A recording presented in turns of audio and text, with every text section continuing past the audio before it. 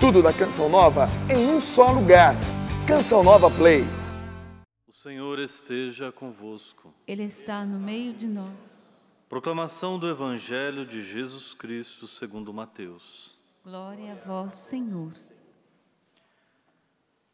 Naquele tempo, Jesus foi à região de Cesareia de Filipe e ali perguntou aos seus discípulos: Quem dizem os homens ser o Filho do Homem? Eles responderam: Alguns dizem que é João Batista, outros que é Elias, outros ainda que é Jeremias ou algum dos profetas. Então Jesus lhes perguntou: E vós, quem dizeis que eu sou? Simão Pedro respondeu: Tu és o Messias, o Filho do Deus vivo. Respondendo, Jesus lhe disse: Feliz és tu, Simão, filho de Jonas, porque não foi um ser humano que te revelou isso, mas o Pai que está no céu. Por isso eu te digo que tu és Pedro, e sobre esta pedra construirei a minha igreja, e o poder do inferno nunca poderá vencê-la. Eu te darei as chaves do reino dos céus. Tudo o que tu ligares na terra será ligado nos céus. Tudo o que tu desligares na terra será desligado nos céus. Jesus então ordenou aos discípulos que não dissessem a ninguém que ele era o Messias. Jesus começou a mostrar aos discípulos que devia ir a Jerusalém e sofrer muito da parte dos anciãos, dos sumos sacerdotes e dos mestres da lei, e que devia ser morto e ressuscitar no terceiro dia. Então Pedro tomou Jesus à parte e começou a repreendê-lo, dizendo: Deus não permita tal coisa, Senhor, que isso nunca te aconteça. Jesus, porém, voltou-se para Pedro e disse: Vai para longe, Satanás. Tu és para mim uma pedra de tropeço, porque não pensas as coisas de Deus, mas sim as coisas dos homens. Palavra da salvação. Glória a vós, Senhor.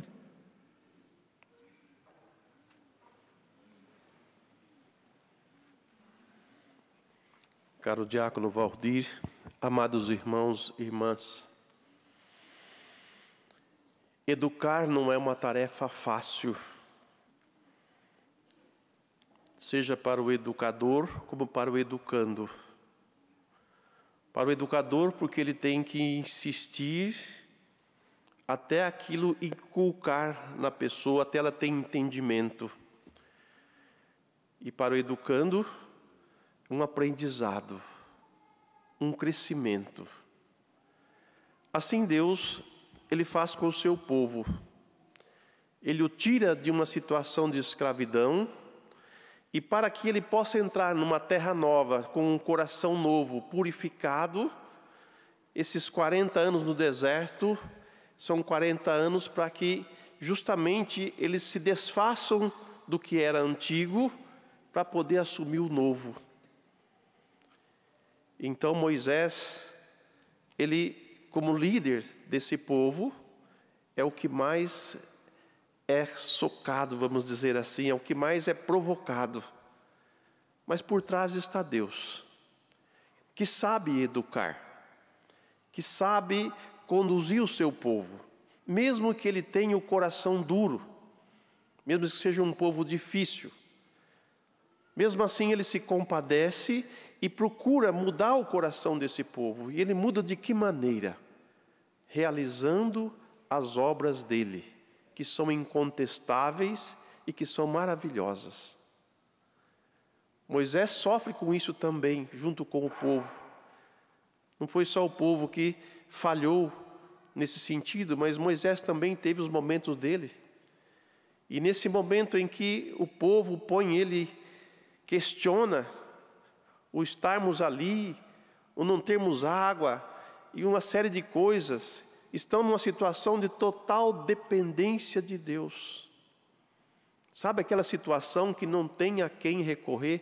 Você olha para todos os lados e não vê solução, não vê melhora, não vê nada, e você só resta um que você pode dirigir a Ele e dizer: Senhor, olha a minha miséria, olha a minha situação, eu só tenho o Senhor, da qual eu posso recorrer. Era esse coração que Deus queria treinar o povo, para que olhasse para Ele, para que o reconhecesse. Mas mesmo assim, Ele como Pai, vem ao encontro desse povo. E Moisés é chamado por Deus a ferir a rocha para que dela saia água. Mas nesse momento até Moisés está, como se diz, irritado. E por isso ele fere 2 vezes a rocha, quando uma vez só seria necessário. Porque Deus mandou ele ferir a rocha, né? Por isso no final desse trecho ele vai dizer que Moisés não vai entrar na terra prometida. Somente, né, o povo é que vai entrar. Mas meus irmãos, tudo isso é aprendizado. Moisés, na sua humildade, reconheceu também o seu erro. Tanto que, andando mais para frente do texto, a gente vai ver na morte de Moisés como que Deus o elogiou. Ele foi um homem humilde, ele foi um homem que esteve sempre na sua presença. Porque Moisés também foi treinado, Moisés também foi educado a servir a Deus, a ser obediente a Deus, a ser fiel a Deus. E com isso, meus irmãos, eu quero dizer que Deus não está ao nosso serviço, mas é nós que estamos a serviço dEle. Deus é o nosso Deus, o Criador, o provedor e Senhor de todas as coisas, que cabe a nós obedecê-lo, que cabe a nós aprender a amá-lo, que cabe a nós aprender a servi-lo. Por isso, o Evangelho, ele traz uma luz muito grande para nós, a respeito da nossa relação com Deus, a partir da experiência dos discípulos neste Evangelho. Primeiro ele pergunta: o que os outros dizem de mim? O que pensam de mim? E eles dão lá as respostas, mas depois ele pergunta pessoalmente para eles: e vocês, o que vocês pensam de mim? Quem eu sou para vocês? E Pedro responde de modo, bonito: tu és o Messias, o Cristo, o enviado de Deus, o Santo de Deus. E ele vai dizer: Pedro, não foi a carne nem o sangue que te revelou isso, mas o meu Pai que está nos céus. Por isso que ele dá essa palavra bonita sobre Pedro: tu és Pedro, sobre essa pedra vou edificar a minha igreja, eu te daria as chaves do reino do céu, tudo que ligar aqui será ligado no céu. Que coisa maravilhosa, que coisa linda, que missão que ele deu a Pedro. Mas depois, quando ele começa a dizer o que ele vai passar, para que a visão nossa do Messias, como eles tinham, de que o Messias era alguém triunfador, alguém que vinha para acabar com os romanos ou com todos os inimigos de Israel e fazer de Israel um povo poderoso e forte, esse Messias se apresenta de um modo completamente ao contrário, um Messias sofredor. O seu modo de manifestar a vitória, o seu modo de manifestar o seu poder é completamente diferente do que eles pensavam, do que eles esperavam. E Pedro, pensando desta maneira, também vai dizer para ele: que Deus não te permita tal coisa, Senhor, que isso nunca te aconteça. E Jesus vai ter que chamar aquele homem a quem ele confia as chaves de: afasta de mim, Satanás, porque tu não pensas como Deus, mas sim como os homens. Veja, irmãos, que por um lado nós cremos que Deus é Pai, nós cremos que Jesus é o nosso Senhor, o nosso Salvador, nós cremos, nós fazemos a nossa profissão de fé, não temos dúvida disso. Mas no dia a dia, nós não agimos como filho de Deus. Nós pensamos como o mundo.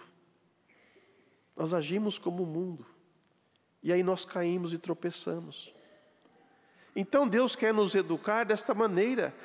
Nós, como filhos e filhas dele, pensar como ele. Ser como ele. Pensar nas coisas do alto, pensar nas coisas de Deus. Ele não despreza a nossa humanidade de forma alguma. Porque se nós ficarmos simplesmente nela, presos nela, nós perecemos. Mas se nós nos desprendermos dela e pensarmos as coisas como Deus pensa, ou pelo menos obedecer como Ele nos ensina a obedecer, nós vamos além. Nós não ficamos presos nas coisas, nós deslanchamos, nós criamos asas e vamos longe e crescemos. Essa é a formação que Ele quer dar para nós, para que nós não fiquemos presos nas coisas aqui. E isso nos leva muitas vezes a querer que esse Deus nos sirva, nos dê o que é necessário, nos dê isso, nos dê aquilo. Então nós fazemos dele o nosso servo, quando seria o contrário. É eu que o sirvo. É eu que preciso obedecê-lo. É eu que preciso ser fiel. Essa resposta quem tem que dar sou eu. Pedro chorou, continuando o evangelho. Mais para frente, quando Jesus foi preso, ele chorou amargamente. Deus formou o coração de Pedro, fez um novo homem, que agora já não pensa mais como os homens pensam, mas pensa como Deus pensa. Mudar esse modo nosso de pensar. Estamos no mundo, estamos nessa realidade, sim, estamos aqui, mas nós temos um destino que é o céu. Nós temos um Pai que é Deus. Nós temos um Senhor que é Jesus. E Ele nos criou para o céu. Então, quanto mais nós nos desprendermos do pensamento humano, do modo humano de ver e interpretar as coisas, e começarmos a pensar como filhos de Deus, nós vamos experimentar coisas novas, muito profundas e muito restauradoras. Meu irmão, minha irmã, deixe-se educar por Deus. Deixe-se ser formado por Ele. Não seja rebelde, mas obediente, mas humilde. Que assim seja. Louvado seja nosso Senhor Jesus Cristo. Tudo da Canção Nova em um só lugar. Canção Nova Play.